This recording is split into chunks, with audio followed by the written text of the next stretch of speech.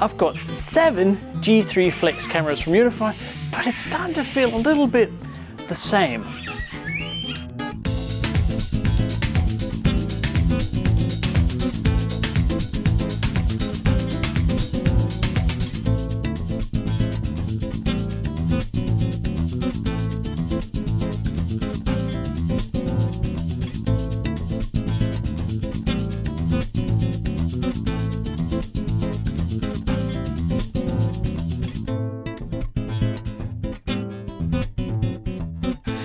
So it's probably about time I replace one of those G3 Flexes with the G5 Flex.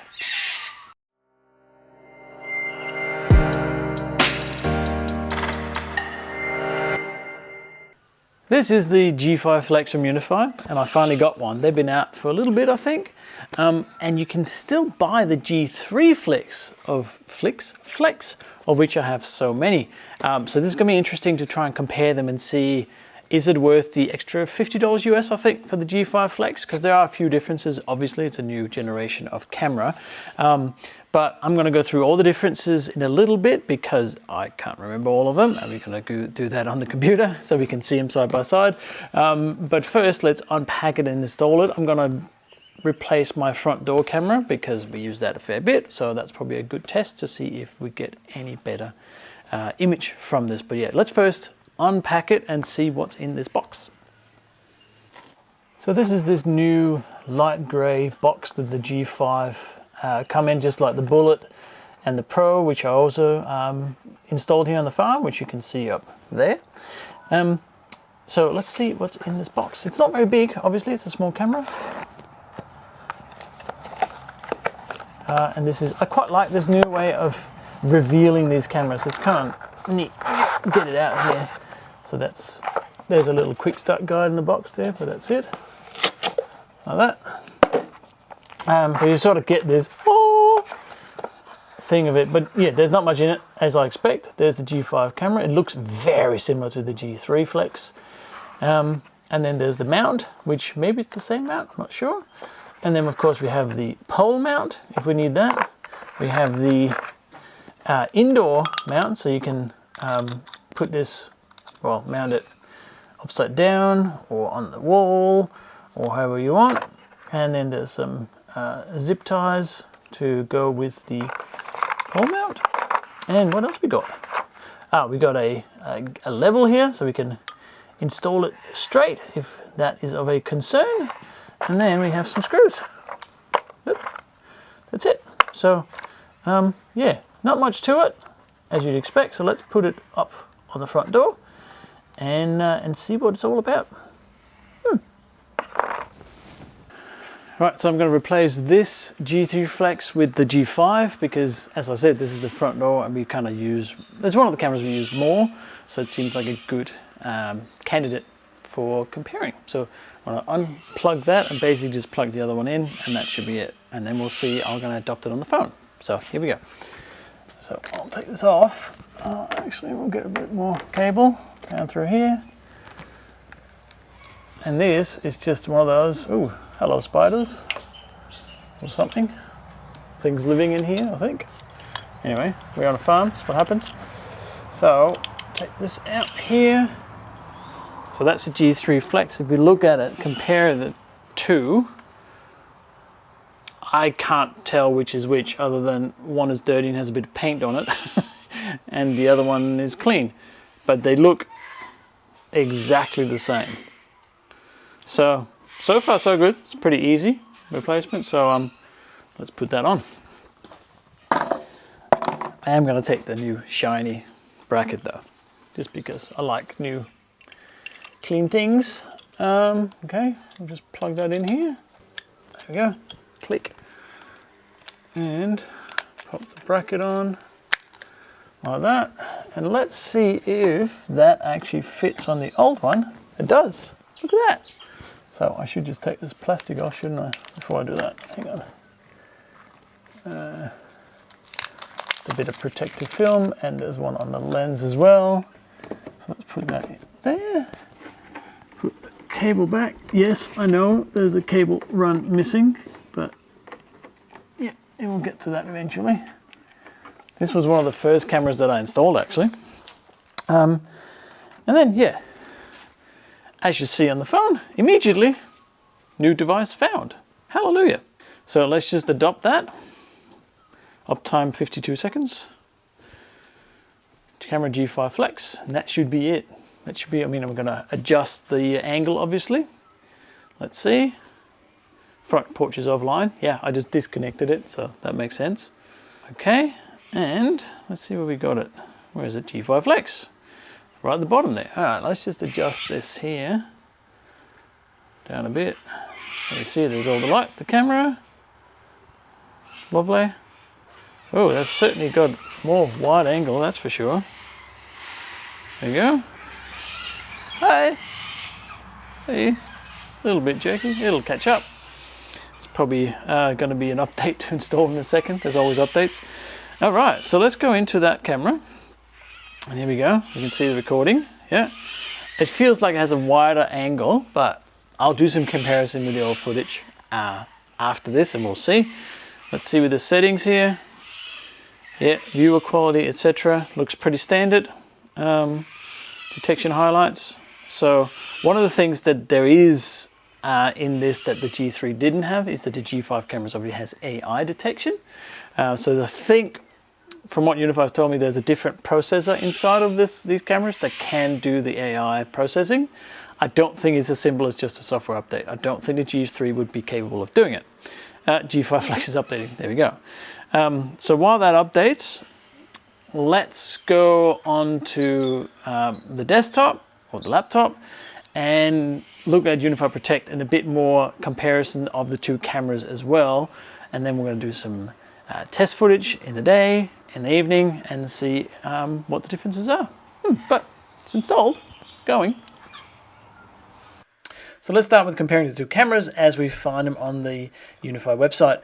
On the left, I have the G3 Flex, and on the right, I have the G5 Flex. And you can kind of see they look exactly the same. Now, the G3 has a fancy animation. Well, the G5 does as well. And they look exactly the same. So the G3 is $79, the G5 is $129. So fair price difference, to be honest.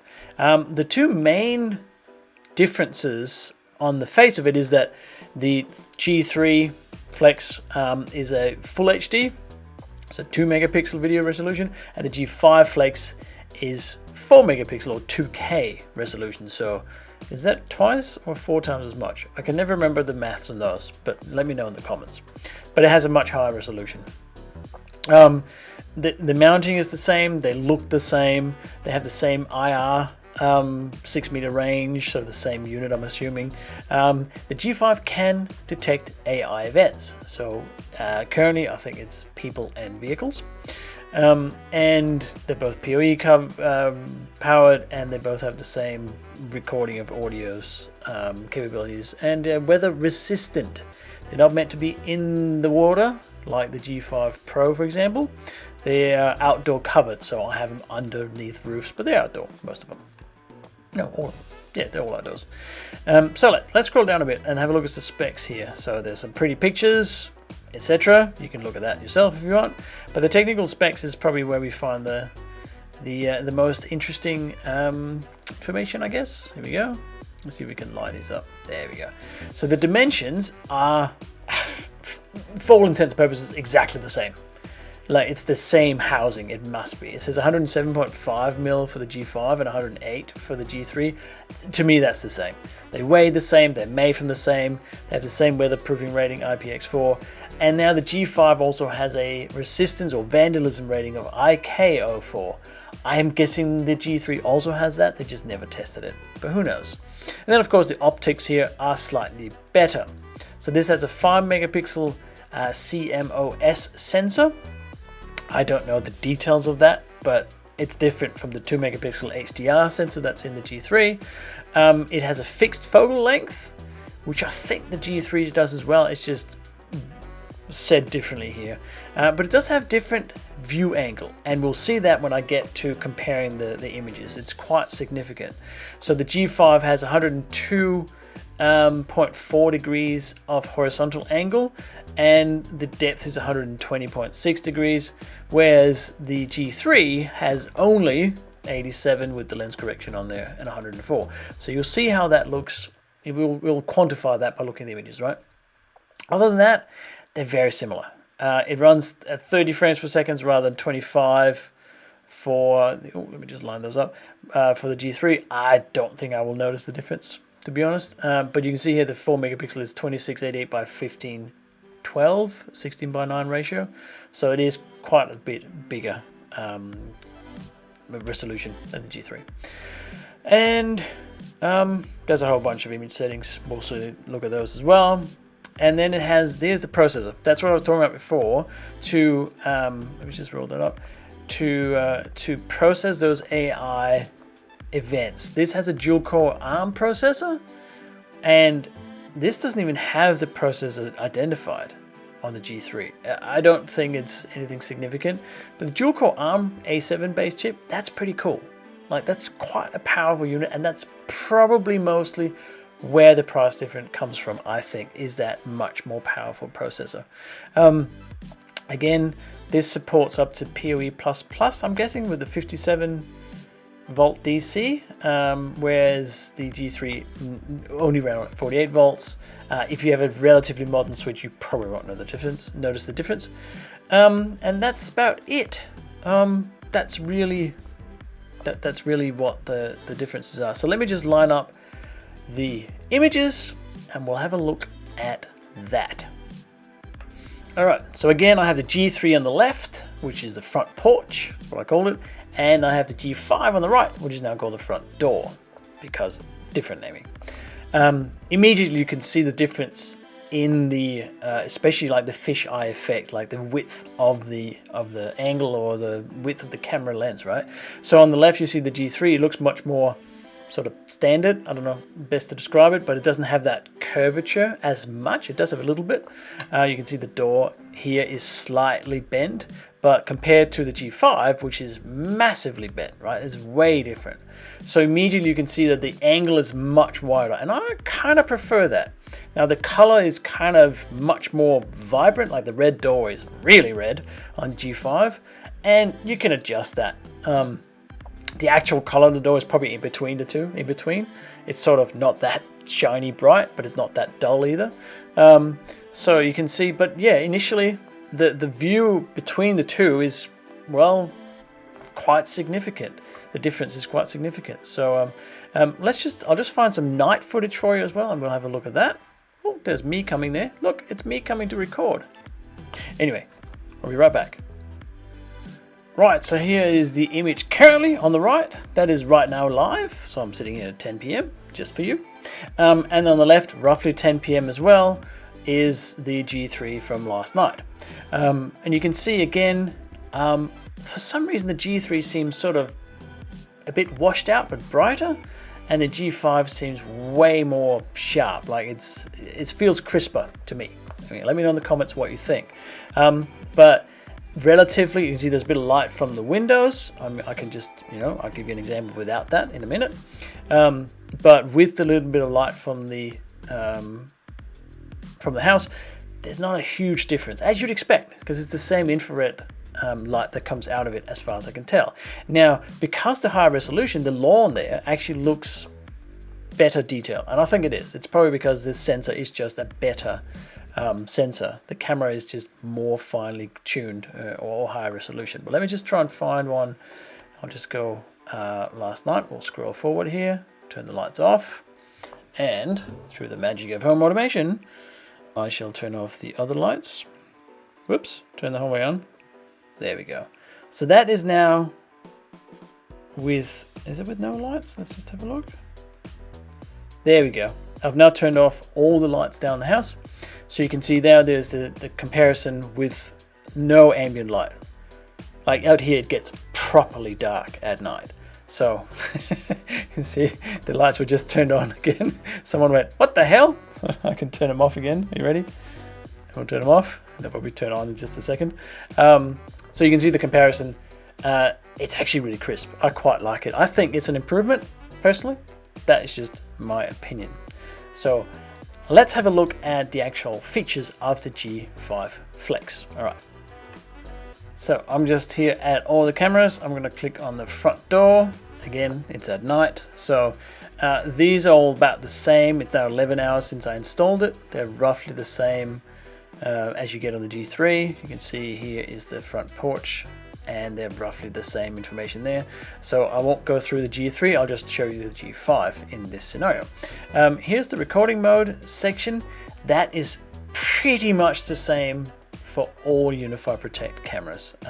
There's some global settings, and if you don't want the global settings, then you don't want to use those, and then you can configure them on your own. That is what kind of motion you want to record, and smart detection, and what to record, continuous events only, etc, etc, etc. All those are pretty much the same. I use the same settings for all the cameras, but you might not. And then there is the recording quality. This obviously can run at 30 frames a second, and then there's now the image quality is measured in megabit. It didn't used to be that. It used to just be, you know, best or better. So if I scroll this down, you can see that the megabits per second actually goes down as well. But I like it full because it's just storage. It'll be fine. On the recording mode, there are now motion zones, which there was before as well, but now there's also smart detection and crossing lines. And the smart detections, if we open that, is exactly that, person and vehicles. That is the AI part, and that zone is fine. I want to know about that all over. If they come swinging in from the trees, I want to know. But for the motion zones, I usually don't bother with trees, because trees move a lot, so I tend to just do that. So I just get the movement from where people actually walk, or where there might be movement I want to know about, not the tree. So but the AI detection is different because it actually looks for people or vehicles. And then we have the privacy zones, which, if you know Protect cameras, you're familiar with those. You can set bits of the view that you never record, it just goes black. And motion zones, as we saw. Now the settings. And I can adjust the camera picture, and this is usually where, if you don't like that really red, you can change the contrast, the hue, the saturation, the brightness.